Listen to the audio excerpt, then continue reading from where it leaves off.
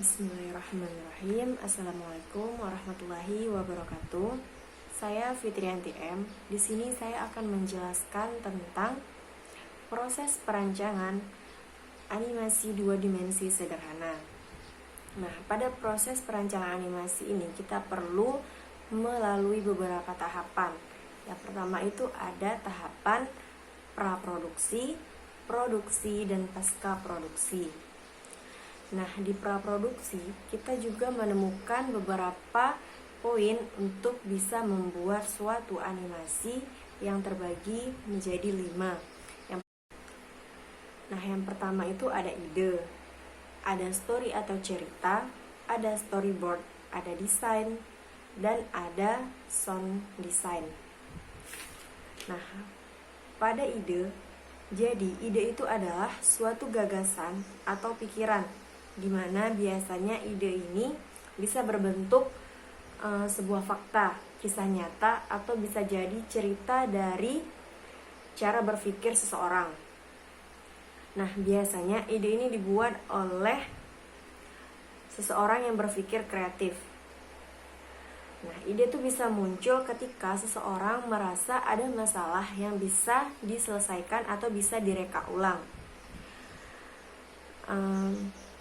Contohnya, ketika kita mau membuat suatu konten video atau kita membuat apa aja misalnya, nah itu kan kita pasti berpikir hal-hal apa yang akan kita buat, apa yang akan kita kerjakan. Nah, yang pertama kali terpikir oleh kita itu pasti ada di sekitaran kita. Contohnya misalnya ketika kita mendengar dari cerita lingkungan, mendengar cerita dari nenek kita, atau kita melihat langsung dari lingkungan sekitar kita. Nah, dari cerita tersebut kita bisa angkat kembali dan kita gabungkan atau kita kombinasikan lagi dengan cerita pada zaman sekarang. Nah, sehingga dalam terjadinya kombinasi tersebut, maka kita akan menghasilkan suatu ide baru atau karya baru. Yang kedua itu ada story atau cerita.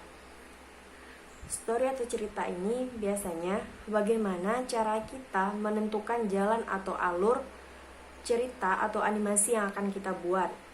Misalnya kita mau buat animasi tentang video edukasi yang topiknya itu atau konsepnya itu tentang sikap atau perilaku.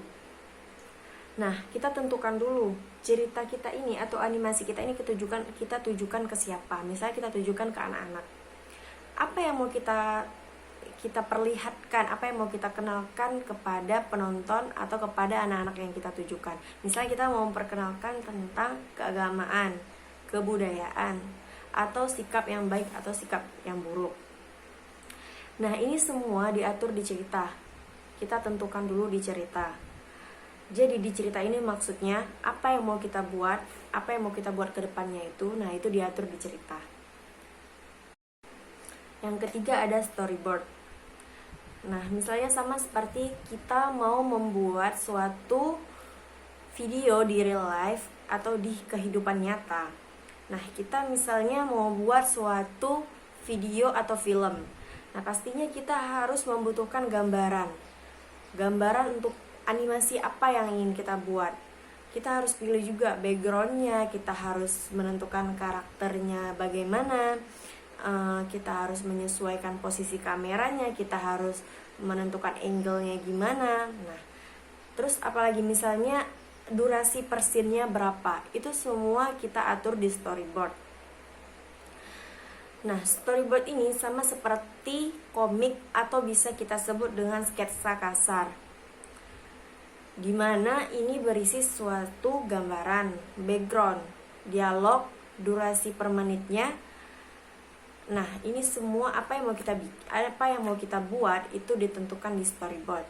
Nah, bagaimana kalau misalnya storyboard tidak ada, dan kita mau buat suatu animasi? Tentunya animasi tersebut tidak akan berjalan dengan lancar atau bisa kita sebut dengan kacau balau. Kenapa? Karena tidak adanya suatu kesiapan dari sang animator dalam membentuk suatu animasi yang akan kita buat. Nah, yang kelima itu ada pengambilan suara dan musik atau biasa kita sebut sound design.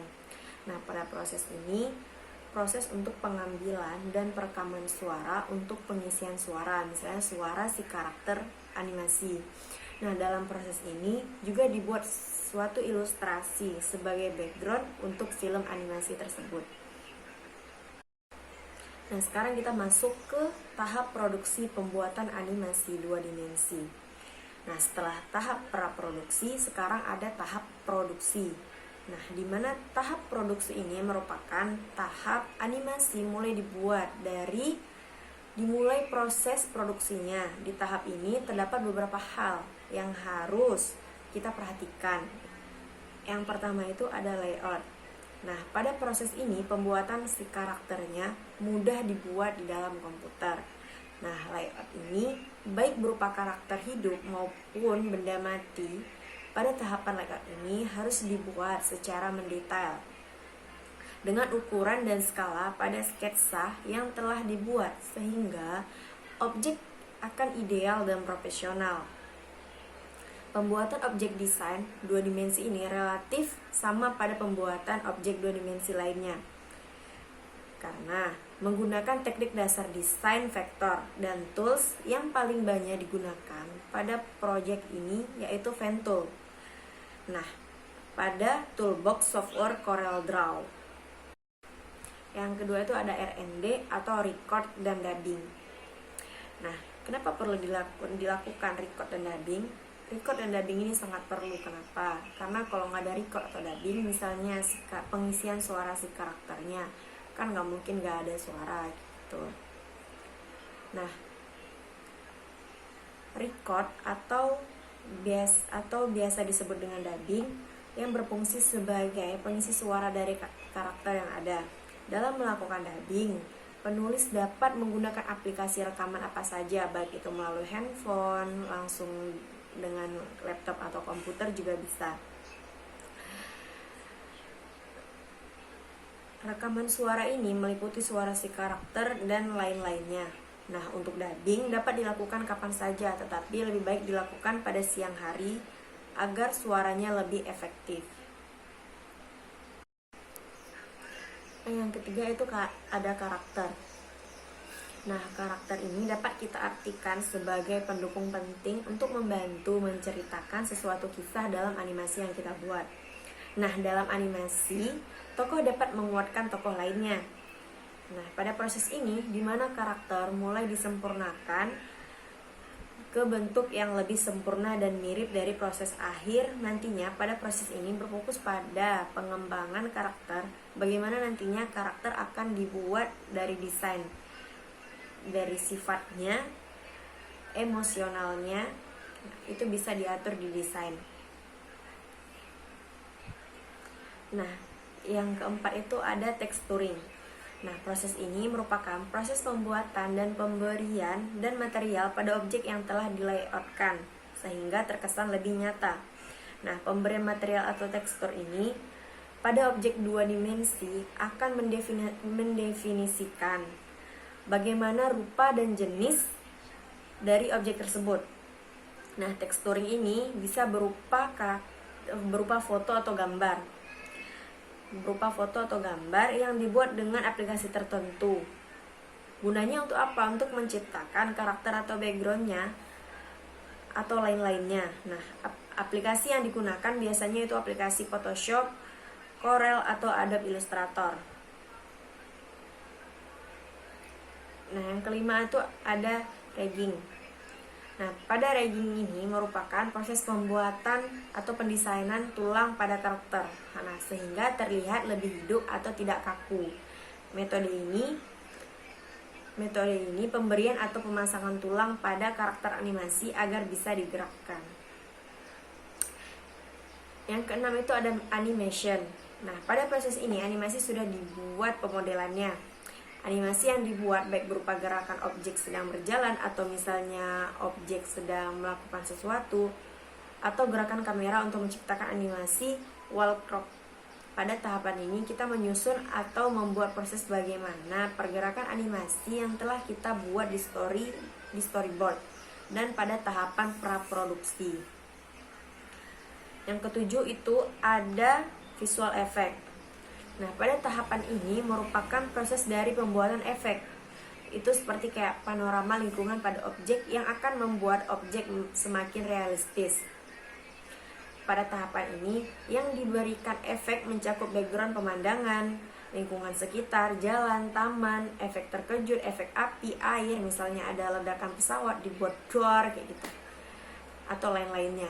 Nah, sedangkan itu penambahan efek-efek pendukung lainnya dapat dilakukan pada tahapan compositing, pada tahapan pasca produksi. Nah, selanjutnya itu ada tahapan pasca produksi pembuatan animasi 2 dimensi. Nah, yang pertama itu ada compositing. Compositing ini bertujuan untuk menggabungkan dan menata bagian skin yang terpisah dan juga file audio pada tahapan sebelumnya, yaitu pada tahapan produksi. Nah, pada tahap compositing ini, bagian scan yang terdiri dari beberapa scan tersebut akan dijadikan satu agar memudahkan dalam pengeditan. Nah, kita bisa katakan singkatan compositing ini bertujuan untuk membuat pembuatan visual effect yang dibutuhkan seperti efek ledakan atau lain-lainnya. Nah, sedangkan editing bertujuan untuk menyempurnakan kembali bagian yang dirasa kurang. Nah, misalnya seperti menyelaraskan bagian-bagian video agar menjadi terstruktur, menyesuaikan animasi gambar dengan audio musik dan narasi, penambahan efek tertentu, dan penyesuaian durasinya. Nah, selanjutnya ada color correcting.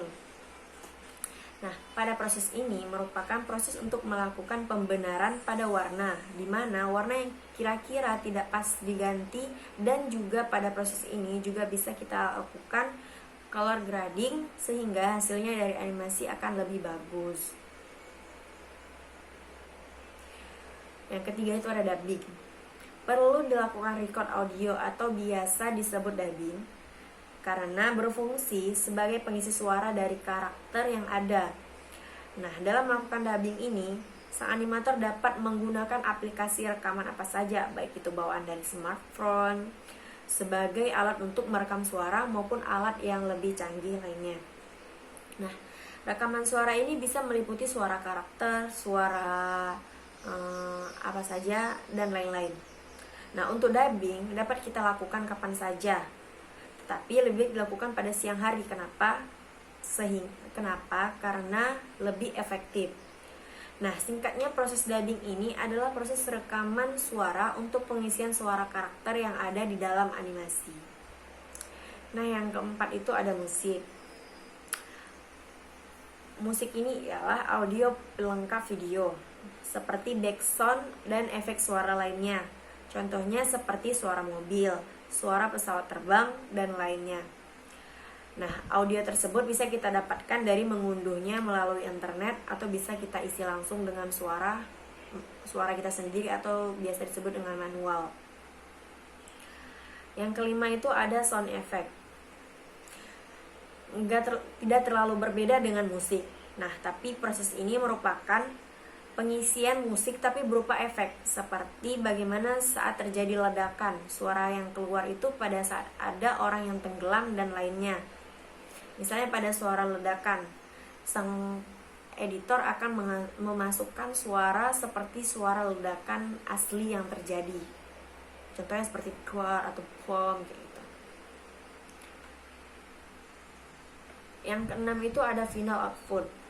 Nah, setelah proses produksi digabungkan dan diedit, maka langkah terakhir dari keseluruhan proses animasi dalam pembuatan video yang dilakukan adalah melakukan proses rendering. Nah, rendering ini berguna untuk menghasilkan banyak file pada proses pembuatan sebelumnya menjadi satu file yang siap untuk kita lihat. Format yang dihasilkan oleh rendering adalah format file video MP4 atau MP4 dengan kualitas Full HD. Nah, dan juga dilakukan preview keseluruhan animasi. Audio animasi dapat ditayangkan di televisi maupun bioskop maupun di mana saja. Jadi demikian yang dapat saya jelaskan, lebih dan kurang saya mohon maaf. Saya akhiri. Wassalamualaikum warahmatullahi wabarakatuh.